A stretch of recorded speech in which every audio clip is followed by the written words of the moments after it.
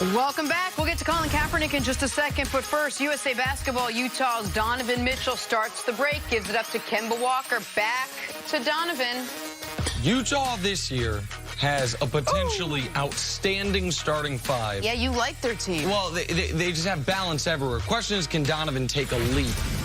I got recruited from UNLV, man. I wanted to go there, but I didn't have enough of a criminal record at that time. Oh, come on. That would come later on. Texas, Cleveland, MLB action. Oscar Mercado making the diving catch to end the game and get the win for the Tribe. There we go. Baseball players. I ran into one last night, Jenna. Derek Jeter, there in Philadelphia. He says, "What's up?" Don't have nothing to do with that catch, but Derek Jeter hollered at Jenna last night. "What up, Jenna?" What? How you doing? That's what I would say back. A little Bears camp action. David Montgomery. Man, he's tough to take down. All right, so see, this is the thump portion of practice, correct? You can hit, but you can't take him down. Yeah, now he's out here making defenders look bad. So the defenders are at a disadvantage because they can't run through the running back. You can see he catches the running back, so the running back delivers a blow to him. Defenders hate when the drill is thud like that because they were like, man, I would have run through you. You wouldn't have knocked me back like that. Moving on now, it's been 3 seasons since Colin Kaepernick last played in the NFL. We haven't seen much of him of late. Yesterday, he had a message he wanted to share.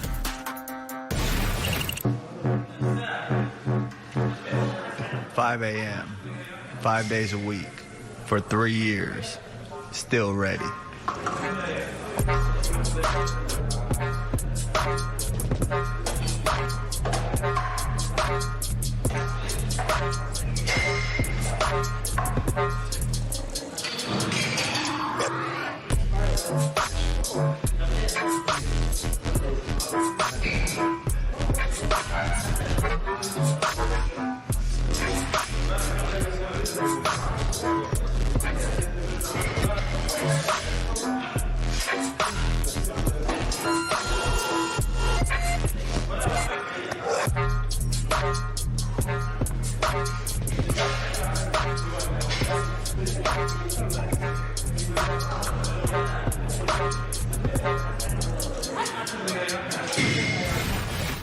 Nick, what'd you think of the video? Made me think of a lunch Chris and I had almost, it was a year ago, almost to the day. It was into August last year, where we sat down with Colin, and Colin asked Chris, it was really sad, actually. Colin asked Chris, do you think I'm going to get back in the league?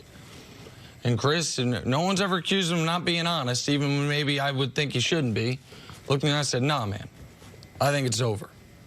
We didn't think it was fair, but think it's over. And man, that is not what Colin expected to hear. Slumped down in the seat a bit and then continued to talk. And listen, Colin Kaepernick was blackballed by the NFL. Some people are fine with it, some people aren't fine with it. I'm not fine with it. He has continued to train as if that blackballing has an expiration date. It does not. Now, I look around the league and I say, if this offseason, there are teams that if they had signed, even having missed this much football, if they had signed Colin Kaepernick, if the New York Giants this offseason said, you know what, we're not trading Odell, we're keeping Odell, we're using that 6th pick on one of those awesome Clemson defensive linemen, we've got Saquon, Eli retired, and we've signed Colin Kaepernick. Would you be more optimistic about the Giants this year under that circumstance than under the one they are now? The Broncos, if instead of signing Joe Flacco, they had signed Colin Kaepernick, because once upon a time they wanted to.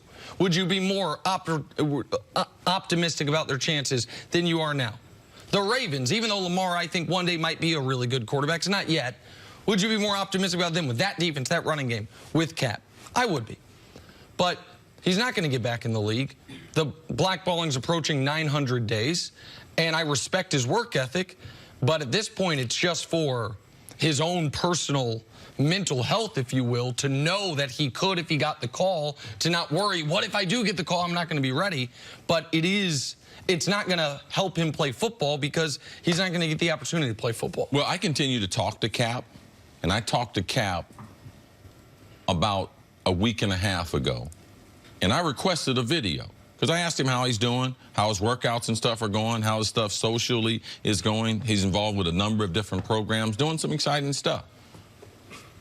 How's the football part going? Are you keeping up? No, he said, I'm keeping it up. I'm working on it. All right, I said, send me some video.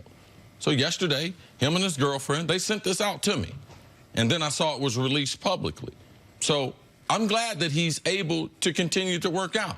Because I did. I flat looked at him and told him I thought his NFL career was over. I thought when he went down that road, based on the ownership of these teams, even if they do change a team or two, it's still in the same family, still the same mentality. So for me, the NFL, one of my big problems with Cap not playing before was they always advertised it's the 1,800 best players in the world. And we know that it's not. He's a perfect backup to, even if you just think he's a dual threat. Lamar Jackson, sure. He can't mentor him in Baltimore with that defense they have. You can duplicate the style for which you can play, which is very, very rare. Oh, RG3 can do it because he's not taking a knee, but Cap can't do it. So for me, I like to see that he's working out.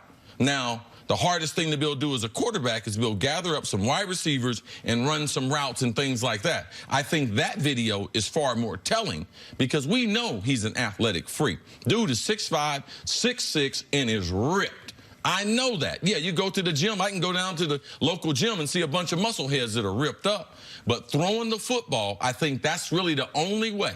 How can he gather up some skilled guys, quarterbacks with wide receivers and throwing the ball, repetitive, throwing it down the field so people see, man, even his throwing motions tightened up a little bit. Those are the things that I do believe would still keep that window open because this is a crazy business, man.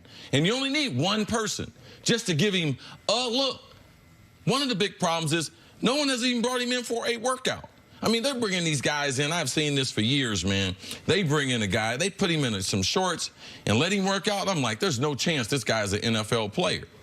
Colin is definitely an NFL player who they have decided his stance on social justice is totally against the product that they want to put out there. So that's why he's in the dilemma. And I still say this. I do not believe he'll ever play in the NFL because of the attitude of the 32 owners. Does he deserve to play? If everyone else deserves a right to play, he deserves a right to play. And listen, he's always now, and I don't know if it helps him come to peace with this. I hope it does. And I interact with Cap some, not as often as you do, but I think he knows this.